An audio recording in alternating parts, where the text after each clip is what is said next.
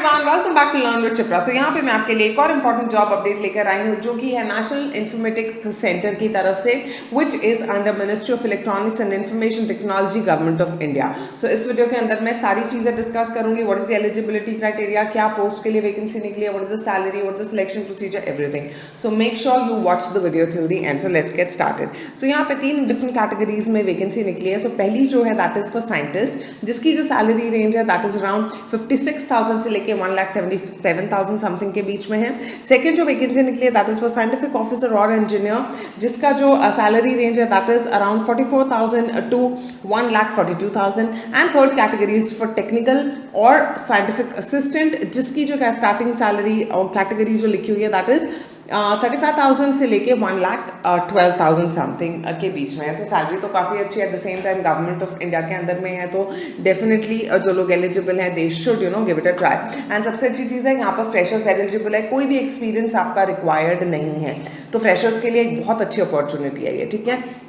Now let us come to the eligibility criteria. So educational qualification जो है पहली category के लिए which is scientist, तो यहाँ पर आप उनको चाहिए बैचलर्स डिग्री इन इंजीनियरिंग और टेक्नोलॉजी, ठीक है, या फिर department of electronics and accreditation of computer courses B level के अगर आपने कर रखे हैं तो, और associate member of institute of engineers और graduate institute of electronics and telecommunication engineers, और मास्टर्स डिग्री इन साइंस, और मास्टर्स इन कंप्यूटर एप्लीकेशन, और masters in engineering technology. So basically B tech, M tech के लिए सब लोग इसके लिए एलिजिबल हैं।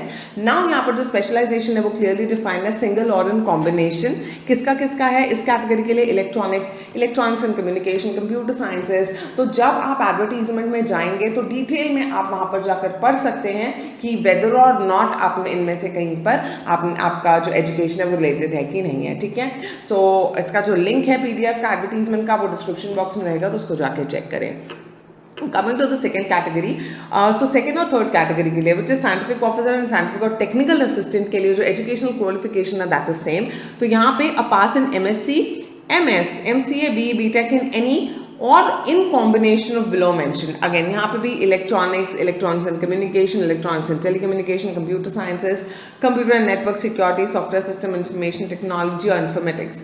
तो इसमें अगर आप स्पेशलाइज्ड हैं अंडर बीटेक, एमटेक और यहाँ पे जो मास्टर्स MSc MS बोला हुआ है, तो आप एलिजिबल हैं यहाँ पर अप्लाई करने के लिए। ऑलराइट, नाउ ये बोलते हैं कि before you apply, as in 4 April मैंने बताया लास्ट डेट है टू अप्लाई, तो उस समय तक आपके पास में जो भी क्वालिफिकेशन है वो आपके पास में होनी चाहिए। तो they clearly written the candidate should have obtained the essential qualification on the date of closing of application, that is 4 April. So ये चीज़ भी आप ध्यान रखेंगे। And as I said, no experience is required, ठीक। Now coming to the age limit, वो भी आप डिटेल में वहाँ पर जाके पढ़ सकते हैं, but for every category unreserved के लिए यहाँ पे 30 ईयर्स दिखा रहा है, SC ST के लिए 35 दिखा रहा है, OBC के लिए 33 दिखा रहा है, PWD में 40 दिखा रहा है। Again service candidate and ex serviceman के लिए डिफरेंट है, तो और भी ज़्यादा रिलैक्सेशन है तो उसको आप वहाँ पे जाकर चेक कर लेंगे, ठीक है। So place of posting they clearly written India में भी है एंड अब्रॉड भी है। So that's completely your luck कि आपका कहाँ पे प्लेसमेंट होता है, ठीक है। Now how to apply, so आपको सिर्फ और सिर्फ ऑनलाइन एप्लीकेशन सबमिट करना है, जिसका link again I will mention the description box. कब से कब तक? 4 मार्च से ये स्टार्ट हो चुका है एंड ये जो है 4 अप्रैल तक है आपके पास टाइम। 4 अप्रैल 5:30 PM तक आप अप्लाई कर सकते हैं, ठीक है। Now, of course, valid email ID, valid mobile number आपके पास में होना चाहिए। Now there are 3 steps in filling up the registration form which is mentioned. So step number 1 is registration with your email ID. Step number 2 is the submission of application details, and step number 3 is the payment of application fee online अगर applicable है तो। So कुछ categories में relaxation दिया हुआ इन्होंने fee के लिए, तो आपको fee पे करने की जरूरत नहीं है, तो वो आप document में देख लेंगे। Now जो choice of written examination centers है, different locations है इंडिया में, वो mentioned है वहाँ पर, तो आप देख लेंगे। Again आपको रिटन एग्जाम देने के लिए, इंटरव्यू में जाने के लिए कोई भी TADA प्रोवाइड नहीं किया जाएगा, that will have to manage on your own, ठीक है। तो अभी हम बात करते हैं सिलेक्शन प्रोसेस की। तो इसका जो सिलेक्शन प्रोसेस है वो यहाँ पर लिखा हुआ है, the selection will be done through a written examination and interview for scientist B and scientific officer or engineer, and only through written examination for scientific or technical assistant। तो जो first 2 categories हैं उनमें written and interview दोनों होगा, second का written examination के through ही होगा।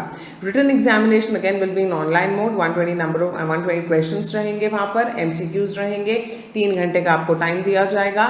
1 number for every correct answer and 0.25 marks आपके नेगेटिव मार्किंग है if you put tick any incorrect अगर आप टिक करते हैं, ठीक है।